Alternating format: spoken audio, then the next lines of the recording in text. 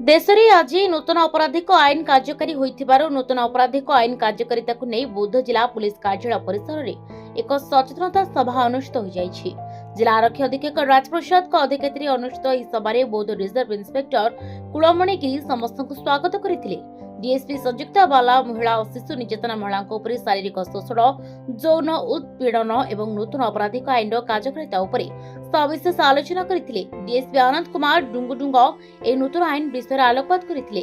जिला आरक्षी अधीक्षक राजप्रसाद वक्तव्य नूतन आईन कार्यकारिता जेकोसी स्थान ऑनलाइन पंजीकरण शिशु और महिला मान सुरक्षा दिगरे नूतन आईन व्यवस्था भारतीय न्याय संहिता 2023, भारतीय नागरिक सुरक्षा संहिता 2023, भारतीय साक्ष्य अधिनियम 2023 विषय आलोचना करथिले।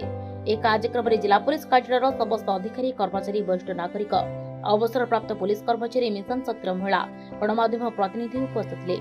बौद्धरू विष्णु कर्मी रिपोर्ट प्रसाद न्यूज।